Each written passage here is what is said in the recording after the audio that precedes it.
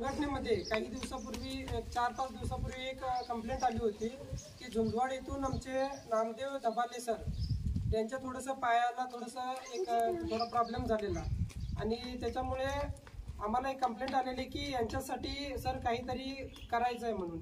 असं तरी आमची ही संघटना जी आहे या तालुक्यातील पूर्ण शेतकऱ्यांसाठीच झटते आणि शेतकऱ्यांसाठीच दिवस रात्र अहोरात्र प्रयत्न करते. आज जरी इलेक्शनचं जरी माहोल असलं, जरी प्रचारचं माहोल असलं, तरी सुद्धा तिकडे सुद्धा न प्रचारकडे न वळता आपली जी ही समाजसेवक जे आहेत, आपले जी युवा पिढी आहे ती सर्वजण समाजसेवेमध्ये गुंतलेली आहे. आणि प्रत्येक गावातून मला असं वाटतंय की समाजसेवा हीच ईश्वर सेवा आहे. आणि आज आम्ही हे जे व्हिडिओ वगैरे घ्यायलोय, तर हे व्हिडिओ म्हणजे आम्ही त्यांना द्यायला म्हणून नाही घेत झालोय, तर त्यांनी आपली जिद्द हारायची नाही आहे. संकट हे कुणालाही सांगून येत नाही. जरी करोडामध्ये खेळणारा जरी राहिला तरी त्याला शेवटी डॉक्टरकडे जाऊन उपचार करावा लागतोय. कितीही करोडांनी खेळू देत, त्याला शेवटी लास्ट पर्याय त्याला डॉक्टरकडे. आणि जरी तो सोन्याच्या ताटात जरी जेवत असेल तरी लास्टला त्याला तिथंच जावं लागेल जिथं सामान्य माणूस जातो. म्हणून आपण दिवस रात्र सामान्य लोकांसाठी झटतोय. त्यांना यासाठी देत आहे आम्ही की त्यांनी जिद्द हारायचं नाही आणि त्यांनी जिद्द हारून घरी गप बसून आपलं जीवन व्यर्थ करायचं नाही. पुन्हा उठायचं, पुन्हा आपल्या जीवनाची दुसरी सुरुवात करायची. या उद्देशाने त्यांना अजून थोडंसं आम्ही अजून बळकट त्यांना हे होऊ देत त्यांच्या मनामध्ये आणि त्यांनी अजून थोडीशी ताकदवान होऊ देत. म्हणून त्याच्यासाठी म्हणून आम्ही एक सायकल आमच्या जय जवान जय किसान या संघटनेच्या वतीने देत आहे. आणि आशा करतो आम्ही की त्यांनी लवकरच आपल्या दुसरा जो पाय आहे तोही चांगला होऊ देत त्यांचा आणि त्यांनी स्वतःच्या प्रकृतीबद्दल काळजी घेऊ देत. त्याचप्रकारे आमच्या या संघटनेकडून अजूनही त्यांना आम्ही पुढे सुद्धा आम्ही थोडी मदत करू आणि करत राहणार. त्याचप्रकारे या खानापूर तालुक्यामध्येही सांगतो की राजकारण सोडा आणि आपल्या आजूबाजूच्या लोकांमध्ये सहभागी व्हा. आपल्या बाजूला कोण बाबा कशा प्रकारे आहे, त्याच्या जीवनामध्ये काय संकट आहे, ही छोटी छोटी संकट तुम्ही हे करा.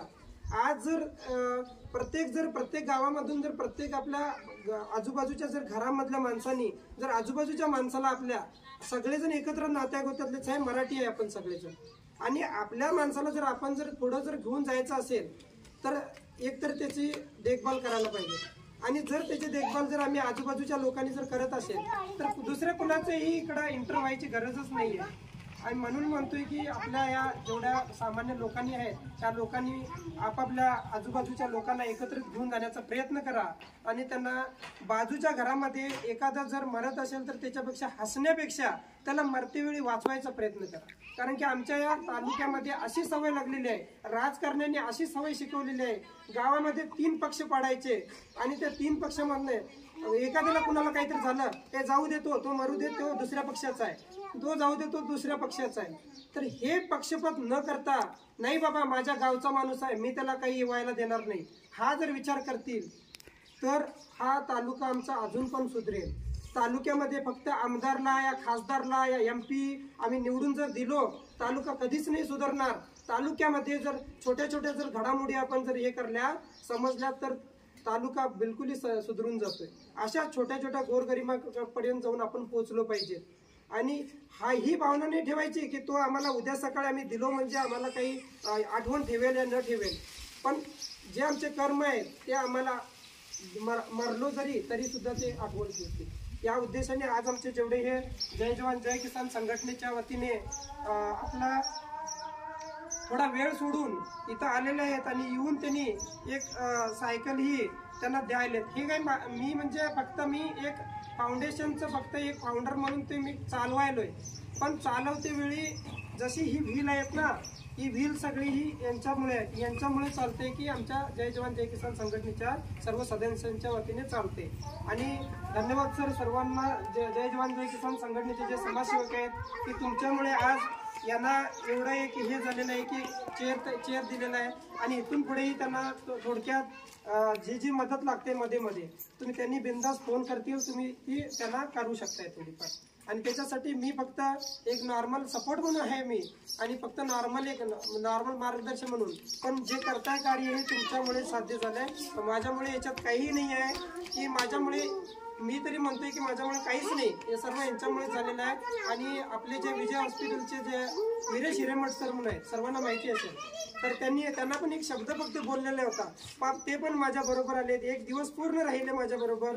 आणि ही सायकल आम्ही केरलामधून मागून आज यांना बघून गेलो. दुसऱ्या दिवशी ऑर्डर देऊन दुसऱ्या दिवशी संध्याकाळपर्यंत आम्ही केरलामधून सायकल मागवली. आणि त्यांनी पण दिवसभर राहून त्या सायकलीचं थोडंफार बिल पण थोडं कमी करायला सांगितले त्या मालकाला, दुकान मालकाला. आणि ती घेऊन आम्ही आज इथे दिलेले आहे. त्याच्यासाठी सर्व जय जवान जय किसान ग्रुपच्या सर्वांना मी धन्यवाद करतो की तुम्ही त्यांना एवढ्यापर्यंत पोहोचवला. धन्यवाद.